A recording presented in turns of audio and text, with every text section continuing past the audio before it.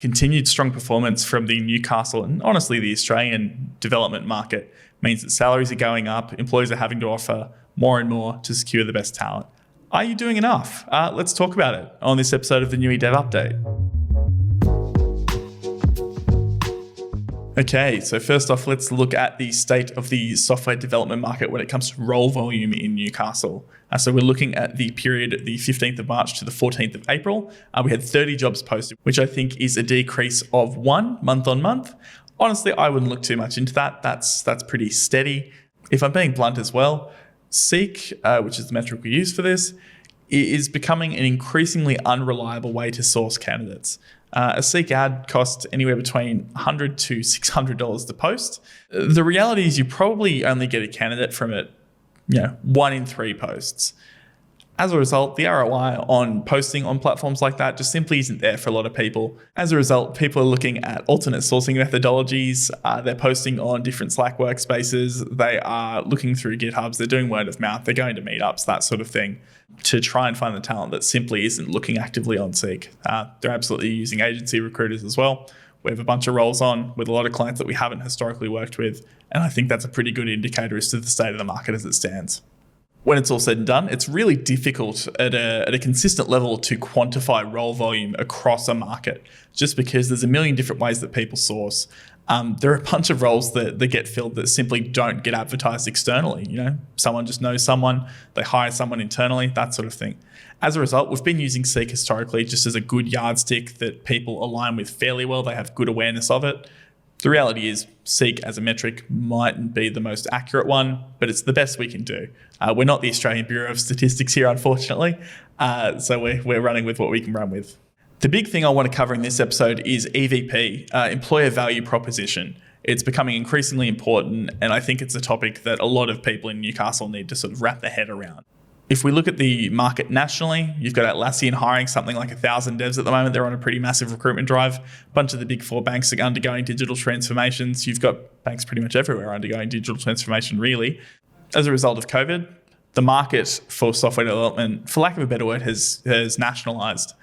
And as a result, the talent pool that exists is no longer, 1 hour from your office. It's the entire country, or if you want to be a bit more specific, within your time zone band.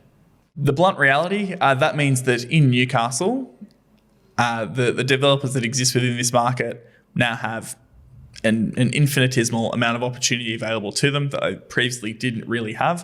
It means that it's incredibly difficult to source developers locally, retain developers locally. And as a result, employers are going to start to need to pull out a few more stops to really secure the best talent, hold on to them for the foreseeable future. Historically, the EVP for the Newcastle market was that you could work a proper software development role with reasonable specialization involved and live 5 minutes from the beach. You didn't have to live in a capital city. You didn't have to commute 2 hours each way. You didn't have to sit in traffic, all that sort of thing.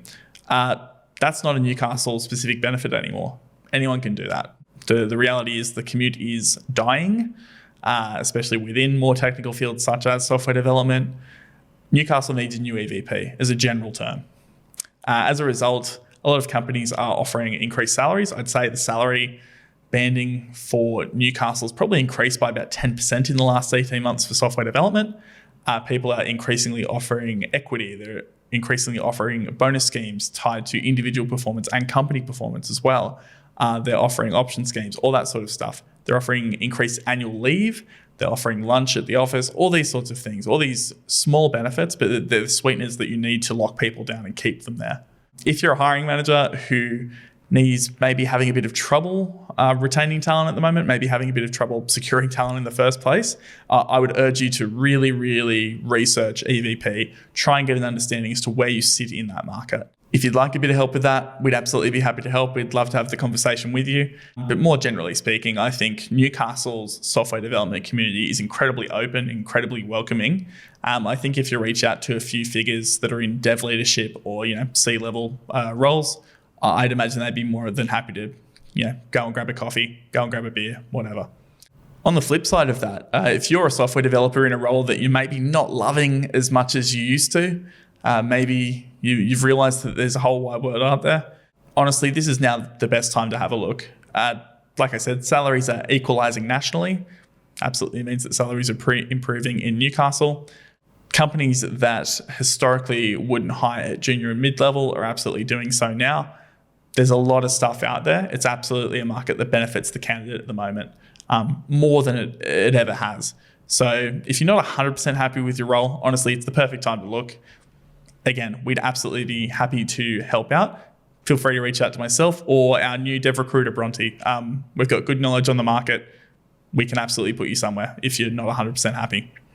Just quickly, speaking of what we can offer, there's a bunch of mid and senior and lead level roles available. We've got full stack .NET, backend .NET, so sort of C# and that sort of thing. We've got full stack JS, we've got pure front end roles, we've got mobile roles, both native and cross-platform. We've got some embedded stuff available. There's a bunch of interesting roles available in interesting companies that historically haven't been super aggressive with their hiring pushes, that are looking for the best people at the moment. Everyone's got a bit of money left over post-COVID.